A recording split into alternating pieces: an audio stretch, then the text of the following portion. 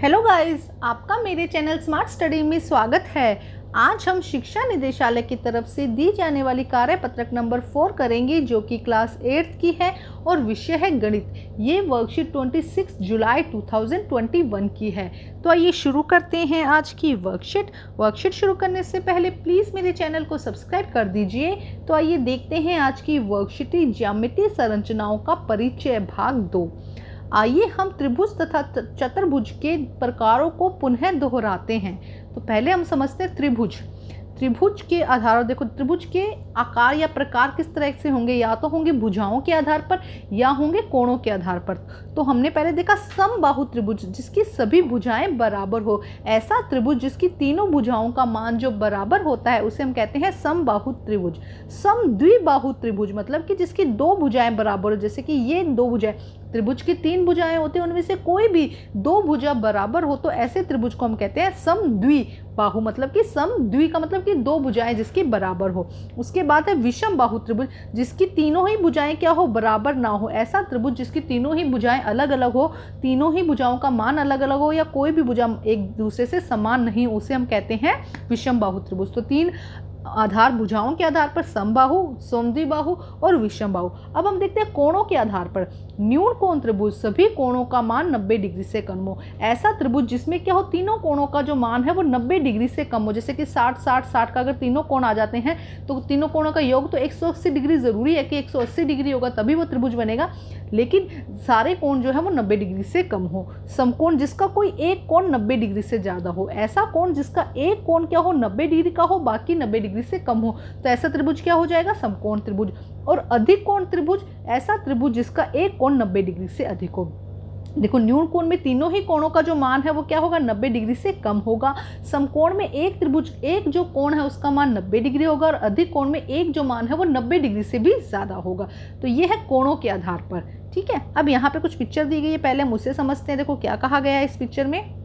त्रिभुज का नाम, हम त्रिभुज का नाम अपने अनुसार लिख सकते हैं। देखो यहाँ पे दिया गया है KLM, तो त्रिभुज का नाम हम अपने अनुसार लिख सकते हैं, जैसे कि इस त्रिभुज का नाम हम KLM रखते हैं। प्रतीकात्मक रूप से त्रिभुजों को दर्शाने के लिए देखो किस तरह से और हम दर्शा सकते हैं। कोण KLM हम लिख सकते हैं, हम LMK लिख सकते हैं, या कोण हम लिख सकते हैं MLK, या हम लिख सकते हैं LKM। देखो ध्यान से समझो, हम इस डायरेक्शन में लिख रहे हैं, फिर हमने ये लिखा, फिर हमने ये ऐसे लिखा। ठीक है, तो हम किसी भी डायरेक्शन में इसका नाम लिख सकते हैं। KLM, LKM, MKL, MLK, KLM और LLKM। मतलब देखो डायरेक्शन क्या कंटिन्यूस हो रही है, लेकिन हम किसी भी तरह से इसका नाम लिख सकते हैं। सभी त्रिभुज समान है, इस त्रिभुज के कोणों और भुजाओं के मान लिखो।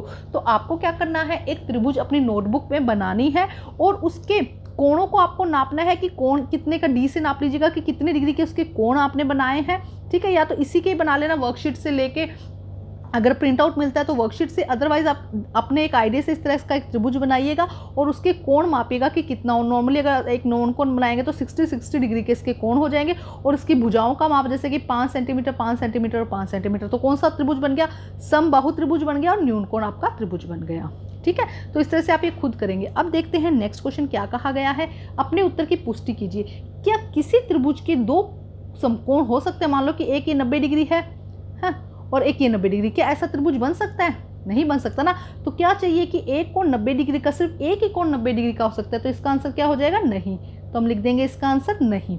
ठीक है, अगर पुष्टि करनी है तो आप ये लिख सकते हैं कि एक ही कोण क्या होता है, समकोण होता है। एक ही कोण 90 डिग्री का हो सकता है, तभी वो त्रिभुज बनेगा। क्या त्रिभुज के प्रत्येक कोण 60 डिग्री से कम हो सकते हैं? देखो 60 डिग्री से अगर कम होता है, मान लो एक प्रत्येक कोण 50-50 ले लेते हैं हम, 3 कोण बनाए 50-50 के, तो ये कितना बना, 150, 150 ही बना। जबकि त्रिभुज के कोणों का योग कितना होता है, 180। हमें पता है कि त्रिभुज के तीनों कोणों का योग कितना होता है, 180। तो इसका आंसर भी क्या हो जाएगा, नहीं हो सकता है। कम से कम अगर न्यून कोण है तो तीनों कोणों का योग जो है वो 60 डिग्री होना चाहिए, उससे कम नहीं होना चाहिए। क्या किसी त्रिभुज में दो से अधिक कोण हो सकते हैं? जब एक, देखो एक अधिक कोण होगा तब तो त्रिभुज बन जाएगा, क्योंकि ये अधिक कोण हुआ तो ये न्यून कोण हो, ये अधिक कोण हुआ तो ये क्या हो जाएगा, न्यून कोण हो जाएगा। लेकिन दो अधिक कोण हो सकते हैं, तो दो अधिक कोण नहीं हो सकते एक त्रिभुज में। इसका आंसर भी क्या होगा, देखो अभी तक सबके आंसर क्या आ रहे हैं ना, सिर्फ एक ही अधिक कोण हो सकता है, एक ही समकोण हो सकता है। एक त्रिभुज बनाइए और उसकी माध्यिका लिखिए। जैसे कि आपको एक त्रिभुज बनाना है और उसकी माध्यिका जो उसको बराबर भागों में बांट दे। देखो ये देखो, एक ये त्रिभुज बन गया यहाँ पे, एक ये त्रिभुज बन गया। इसी तरह से एक देखो, दिखाती हूँ मैं आपको, ये देखो, ये इस तरह से एक त्रिभुज बनाना है, ये इसकी माध्यिका हो जाएगी। इस तरह से ये भी क्या हो जाएगी इसकी, ये एक तो ये त्रिभुज बन गया और एक ये, और ये इसकी क्या हो जाएगी, माध्यिका हो जाएंगी। ठीक है, इस तरह से आपको बनाना है। तो इनके कोई भी नाम लिख दीजिए। ये क्या है, एक त्रिभुज बनाइए और उसकी माध्यिका दिखाइए। तो इस तरह से आपको त्रिभुज बनाना है, उसको पूरे बराबर बराबर भागों में ऐसे त्रिभुज में बांटना है जो क्या हो, उसके एकदम बीचों बीच हो। ये माध्यिका एक त्रिभुज को बराबर भागों में बांट रही है, ये भी एक त्रिभुज को बराबर भागों में बांट रही है, और इस तरह से आप उसकी माध्यिका बना देंगे। नाम दे दीजिएगा A, B और C, यहाँ पे D, D, E और F, ये नाम लिख दीजिएगा इनके। ठीक है, एक त्रिभुज में कितनी माध्यिकाएं हो सकती है। अब देखो यहाँ पर एक त्रिभुज में हमें कितनी माध्यिकाएं दिखाई दे रही है, एक ये रही, दूसरी ये रही और तीसरी। तो इसका आंसर कितना हो जाएगा, एक त्रिभुज में हमें कितनी माध्यिकाएं दिखाई देती है, 3 माध्यिकाएं दिखाई देती है। तो 5 क्वेश्चन थे जिन्होंने हमने जो हमारे त्रिभुज पे आधारित थे। अब हम देखते हैं चतुर्भुज पर। ठीक है, देखो यहाँ से नेक्स्ट क्वेश्चन शुरू होता है, इसे हम समझते हैं। दिए गए चतुर्भुज का नाम लिखिए। पहले हम इसे सोल्व करते हैं। देखो इसके लिए हम थोड़ा सा इसको इस तरह से कर लेंगे, जिससे क्या होगा, हमारा समझना हमारे लिए थोड़ा सा आसान हो जाएगा।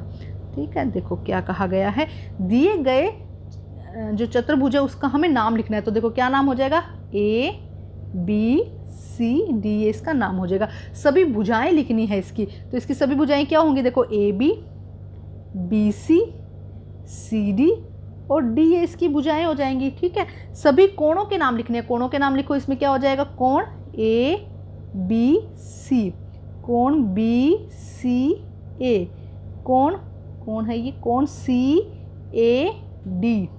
ठीक है, देखो CAD बन गया, और क्या बन जाएगा, कोण DAC। एक सेकंड, क्या बनेगा, कोण DAC। इस तरह से इसके कोण बन जाएंगे, और भी बन सकते हैं। सभी विकर्ण का नाम लिखिए। देखो विकर्ण क्या हो जाएगा इसका, ये वाला इसका विकर्ण हो जाएगा। तो क्या हो जाएगा, AC और BD इसके क्या हो जाएंगे, विकर्ण हो जाएंगे। तो इस तरह से आप यहाँ पर लिखेंगे। कोण के नाम में आप और भी नाम ऐड कर सकते हैं। अब देखते हैं आगे क्या कहा गया है, आगे समझते हैं। देखो क्या कहा गया है, नाम, आकार और आकार के गुण बताए गए हैं। चतुर्भुज, चतुर्भुज क्या होता है कि जिनके सभी कोणों का योग क्या हो, 90 डिग्री हो। शेप कैसी भी हो, लेकिन उसके कोणों का योग कितना होना चाहिए, उसके कोणों का योग 360 होना चाहिए। तो उसे हम क्या कहते हैं, चतुर्भुज। समांतर चतुर्भुज किसे कहा जाता है, आमने सामने की भुजाएं समांतर। ये देखो ये वाली भुजा इसके समांतर है और ये वाली भुजा इसके समांतर है, और आमने सामने के कोण भी बराबर होते हैं। तो ऐसे चतुर्भुज को हम क्या, ऐसे चतुर्भुज को हम क्या कहते हैं, समांतर चतुर्भुज। वर्ग, देखो वर्ग क्या है, आमने सामने की भुजाएं समांतर, सभी भुजाएं बराबर और प्रत्येक का कोण 90 डिग्री। पहले तो आमने सामने की भुजाएं समांतर है, ये देखो ध्यान से देखो, एक सेकेंड हम देखते हैं। ये वाली भुजा इसके समांतर है, ये वाली इसकी भुजा समांतर है, और चारों भुजाएं भी बराबर है, और प्रत्येक का कोण जो है उसका कितना है, 90 डिग्री है। उसे हम क्या कहते हैं, वर्ग कहते हैं। अब आयत देखो, आयत की आमने सामने की भुजाएं समांतर व बराबर, ये इसके बराबर होगी और समांतर होगी ये इसके बराबर। इसमें तो चारों बराबर थी, वर्ग में चारों बराबर थी, और आयत में क्या होगी, ये इसके बराबर होगी, ये इसके बराबर होगी। प्रत्येक कोण कितने का है, 90 डिग्री का है। ये हमने इसकी समझी। अब देखते हैं आओ, समचतुर्भुज, समलंब चतुर्भुज और पतंग की आकृति बनाइए तथा माप ज्ञात कीजिए। तो आइए करते हैं फर्स्ट आंसर। तो देखिए पहले समलंब चतुर्भुज। देखो समलंब में 4 भुजाएं तथा 4 शीर्ष होते हैं। देखो 4 भुजाएं हो गई इसकी, और 4 ही क्या हो गए, इसके शीर्ष हो गए। इस चतुर्भुज में सम्मुख भुजा केवल एक युग्म समांतर होता है। इसमें ध्यान रखेंगे सिर्फ एक, जैसे कि ये वाली दोनों भुजाएं एक दूसरे के समांतर है, ये वाली भुजाएं एक दूसरे के समांतर नहीं है। तो केवल एक जो शीर्ष है वो क्या होता है, एक जो भुजा है सन्मुख भुजा, सामने वाली भुजा, जैसे कि इसमें ये वाली दो क्या है, समांतर है, तथा शेष युग्म तिर्यक है। असमांतर भुजाओं के मध्य बिंदुओं को मिलाने वाली रेखा की लंबाई असमांतर भुजाओं की लंबाई के योग के बराबर होता है। तो चलो इस पॉइंट को मत लिखिएगा, ये 2 ही पॉइंट लिख दीजिएगा। तो ये क्या है, समलंब चतुर्भुज, यहाँ पे लिख दीजिएगा समलंब चतुर्भुज। ठीक है, ये हो जाएगा समलंब चतुर्भुज। उसके बाद नेक्स्ट था हमारा समांतर चतुर्भुज। तो आइए करते हैं नेक्स्ट हमारा सम चतुर्भुज। सम चतुर्भुज में देखो क्या होता है, सम चतुर्भुज की सभी भुजाएं समान होती है।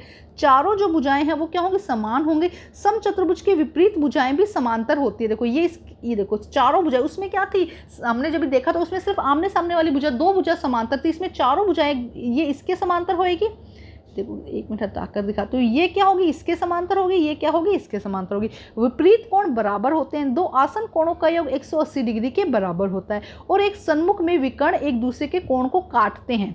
विकर्ण एक दूसरे को समद्विभाजित करता है। अगर यहाँ पे विकर्ण करेंगे तो वो एक दूसरे को क्या करेंगे, समद्विभाजित करेंगे। तो इनका अब आपको माप लिखना है, कोण लिखना है, तो आप अपनी नोटबुक में एक डायग्राम बना लेंगे समचतुर्भुज का और समलंब चतुर्भुज का और एक पतंग का। और आप क्या करेंगे, उनके अपने आइडिया से आपने बनाया है तो उसकी भुजाओं का नाप, उसके कोणों का माप आप बनाएंगे। अब देखते हैं नेक्स्ट क्वेश्चन।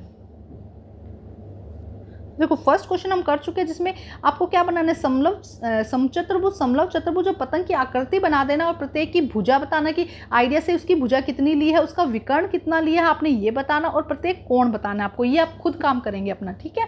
अब देखो क्या कहा गया है, नेक्स्ट क्वेश्चन देखो। अपने अवलोकन के आधार पर उपरोक्त आकृति के गुणधर्म मैंने करवा दिए हैं कि गुणधर्म लिखो तथा उनके अध्यापक से चर्चा कीजिए। क्या समांतर चतुर्भुज के विकर्ण बराबर होते हैं? तो देखो समांतर चतुर्भुज के विकर्ण बराबर नहीं होते हैं, आप लिखेंगे नहीं होते हैं। सिर्फ वर्ग और आयत के ही जो विकर्ण हैं वो बराबर होते हैं, समांतर चतुर्भुज के जो विकर्ण हैं वो बराबर नहीं होते हैं। तो आज की जो वर्कशीट थी वो कंप्लीट करके अपने टीचर से चेक करवाइएगा और प्लीज़ मेरे चैनल को लाइक कीजिए, सब्सक्राइब कीजिए और शेयर कीजिए। Thank you guys.